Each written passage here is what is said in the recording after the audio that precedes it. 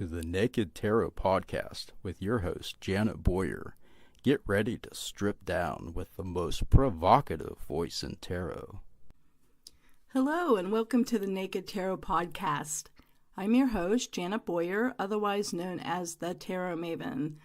I'm the author of Back in Time Tarot, Tarot in Reverse, and the upcoming Naked Tarot, Sassy Strip Down Advice. With my artist husband, Ron Boyer, I am also the co-creator of the Snowland deck and the Coffee Tarot. I invite you to visit my website, janetboyer.com, where hundreds of reviews and other goodies await. If you'd like to support my work, I am also on Patreon at patreon.com/Janet Boyer, where I have exclusive weekly tarot spreads, monthly Astro Tarot forecasts, and other fun things just for my patrons. Well, today's podcast is geared towards those who are new to tarot, but I guarantee you that even intermediate and seasoned readers will find some things of use in this podcast. And so I feel that if you are new to tarot, there are 20 things that you really need to know. Now, because I'm a published tarot author, reviewer, blogger, teacher, and reader, I often get emails asking about prevalent superstitions surrounding the cards, as well as questions on the best books, decks, techniques, and modes of learning. So here are 20 of my top suggestions for those new to tarot, those struggling to learn the cards and gain confidence, and those wondering if they're doing it all wrong or confused by all the advice that's swirling around. Number 1, your first deck, or any subsequent decks, does not have to be given to you as a present. That's just ridiculous, and probably an old control tactic by those in the know to keep the cards out of the hands of the masses. So feel free to buy your own deck. You don't need to have somebody give it to you as a gift to start reading the cards. Number 2, tarot does not conflict with any religion, nor does it advocate any spiritual path. If the Christian-looking images of the Rider-Waite Tarot and its clones offend your sensibilities, you can view such depictions as symbolic. I mean, after all, we all have moments of judgment, or karma, as in the case of the karma card, or we must confront spiritual leaders or traditions represented by the Catholic-looking Hierophant, just to use 2 examples. But alternatively, you can pick a deck that does support your spiritual path, whether it's Wicca, paganism, Gnosticism, Hermeticism, elementals, Sufism, Buddhism, Mayan, Druidism, Norse, Native American, etc., or a deck without any spiritual connection. Number 3, there's no wrong way to read tarot. I don't care what anyone tells you, there is no wrong way. You imbue the cards with meaning, which you then absorb for your own edification or for the benefit of those you read for. Yes, there may be archetypal patterns, symbols, and motifs that may be mined for extra information, but using those for interpretation doesn't make any method any more right or wrong than just saying what you see. Number 4, studying esoteric subjects like astrology, numerology, Kabbalah, Hermeticism, or Crowley's writings are not necessary to learn, understand, or use the tarot effectively and accurately. They may supplement and enrich your understanding, but they are not required. Number 5, each person has different learning styles. What works for someone else, or is touted as the best way, may not be suitable for your own style. For example, learning rote keywords has never made sense to me, nor did they enhance my way of experiencing the cards. However, making the tarot mine by associating real-world examples and pop culture with the cards helped me make friends with any deck, and that approach turned into my BIT, or Back in Time Tarot method, which is the subject of my first book, Back in Time Tarot. So find out your preferred learning style and approach tarot from that strength. For example, when you talk to someone, you may say, "I see what you mean." That probably indicates that you are a visual learner. Or if you were to say to someone, "I'm not following you," that could indicate that you're a kinesthetic learner. Or maybe when you're talking to a conversation, you say, "Let me think about it." That can indicate that you're an analytical learner. Or if you would say, "Oh, how does that sound?" That may indicate you're an auditory learner. So when learning, you may prefer hands-on exercises. They're like kinesthetic. You may prefer reading text or books or blogs, which would be visual. You might like studying with music or surrounded by noise or listening to audio classes or podcasts, and that would indicate that you're more of an auditory learner. So do figure out, what your preferred learning style is, and then tailor your own curriculum according to that strength. Number 6, you are not required to meditate, say a prayer, do a ritual, or invoke anyone or anything before doing a tarot reading. Now, if one of these helps you create a sacred space or center your energy, by all means do it. However, it is not necessary. Some people consider their life a living prayer, so doing something special just isn't relative, to the reading. It's just not relevant. Number 7, you do not need to store your cards in a special cloth, box, or bag, nor do you need to cleanse it with crystals, moonlight, sage, or any other accoutrement. Again, you may if you want to, but it's not a requirement and will not affect the cards or its message. Number 8, shuffle the deck and cut it any damn well way you please. This, shuffle with your non-dominant hand, cut it into thirds, and do the hokey pokey. It's just nonsense. Do what you feel is best, whether it's hand over hand, poker style, or finger painting. Know, though, that some shuffling methods are harder on the cardstock than others, so it could shorten the life of your deck if you're, riffling like you're, a pro poker player. Number 9, choose a deck with an animated minor arcana. That is, for the number cards, Ace through 10, make sure the images show people or animal doing things. This will help you come up with meanings and cement the card associations in your mind. Now, a deck that just shows the pips, like a Tarot de Marseille type style, they would just show, let's say, 4 swords or 3 cups, 10 coins. They'll be more difficult for you to pair with relevant associations and meanings when you're first learning the tarot.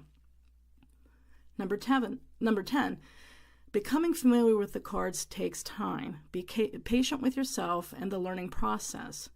Play with your cards every day, even if it's just looking at them. Soak up information on tarot as long as it doesn't overwhelm you. But whatever you do, do not measure your progress against others. And don't become discouraged if you don't get it within weeks or even months. We're talking 78 cards here. These are cards filled with wisdom and symbols and hidden meanings. Just as you can't truly know a person within a super short period of time, it'll take a while to comfortably devise and remember what each card means for you. Number 11, tarot is not just for fortune telling. The cards can be used for creative writing, meditation, visualization, affirmations, conscious creation, dialoguing with others, brainstorming, journaling prompts, talismans, art, and so much more. Number 12, if the idea of learning 78 cards overwhelms you, start with your memories, history, favorite movie, a book, fairy tale, songs, news headlines, whatever, and work outwards towards the cards. And that is actually my back in time tarot method in action. So what you would do is imagine a fairy tale like Cinderella, and then you would look through your cards upright and pick certain cards to represent aspects of that fairy tale. So let's say you're thinking of Cinderella, and you pick, Cinderella, the stepmother, the stepsisters, the father, the ball, the glass slipper, and then look through the card and, pick cards to represent each of those aspects. If you do that enough times, you're going to create a database of meanings based on things that are relevant to you and things that you can remember easily, whether it's from your own memories or your favorite movie or TV show or episodes or what have you. Number 13, spreads are not necessary. And a spread is a card layout. In fact, they can become cumbersome and give you a whole bunch of extraneous stuff that only distracts and confuses. I feel this is especially so about the Celtic cross that's very popular, that I have never liked and I've never found useful.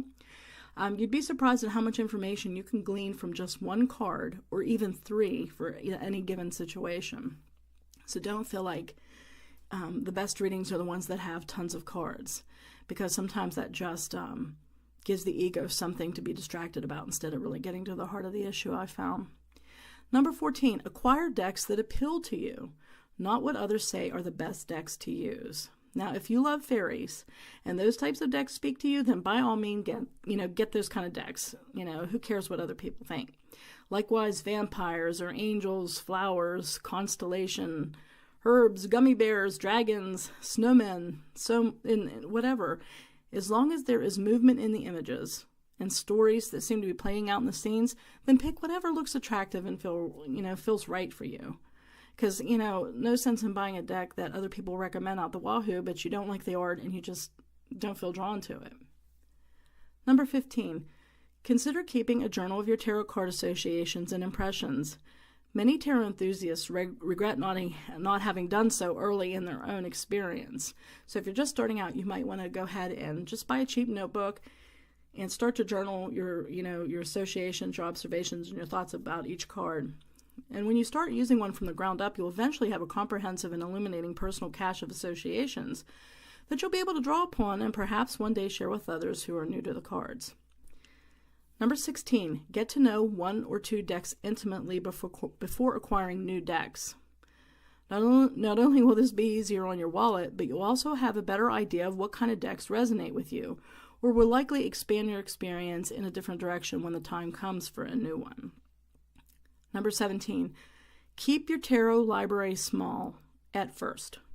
Now, if you feel you must have a few beginner or intermediate books on hand, of course, I recommend my book, Back in Time Tarot, because it, helps you start with things that are very familiar with, you're familiar with, whether it's you've got the news channel on, you see headlines and you think, oh, I'm going to pick a card to represent, these three players of this aspect or this news story or what's going on, or whether you just watched a movie and thought, oh, okay, I'm going to pick some characters from Black Panther and I'm going to associate, those characters with cards, or what have you. So, my Back in Time Tarot book will help you make friends with any deck.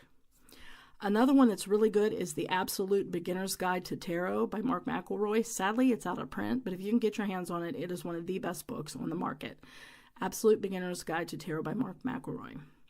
Another one is also by Mark McElroy is What's in the Cards for You.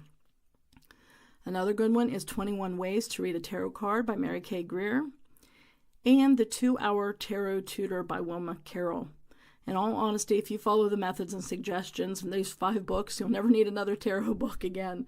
Now note I said need, not necessarily want. 18. Hold off learning and using reversals, that is upside down tarot cards, until you have a strong grip on upright associations and meanings. You can always add them to your practice later should you choose to do so.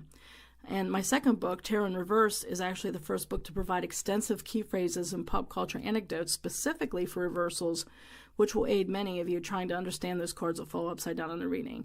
But again, do not feel an obligation to use tarot reversals, especially when you're first, starting out. And some seasoned readers still never use, to this day, don't use reversals. So they're not a requirement at all. I mean, I feel it really can enrich and expand a reading, but you don't need to do reversals to be a seasoned and a accurate, qualified tarot reader. Number 19, if you come across a tarot card meaning that someone says in a book or online or what have you, and it makes no sense to you, toss it out. Remember, what matters most is the associations you come up with the cards, meanings that make sense to you. Number 20, the last one. A brilliant researcher and personality system pioneer once told me, trust self first, last, and only. Not only was this one of the best pieces of advice that I've ever received about life in general, but also for learning the cards. Lack of self-confidence is the biggest obstacle to sticking with the tarot and using it effectively. Trust the meanings that you create and the answers you receive are valuable and appropriate. This confidence will translate into greater self-reliance, accuracy, and insight when reading the cards.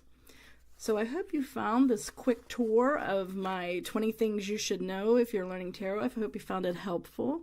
Hang in there. If you ever have any questions about tarot, feel free to email me through my website. I'll be glad to help you or direct you to proper resources. And thank you so much for listening to the Naked Tarot Podcast. Again, I'm your host, Janet Boyer from janetboyer.com, and I'll see you soon.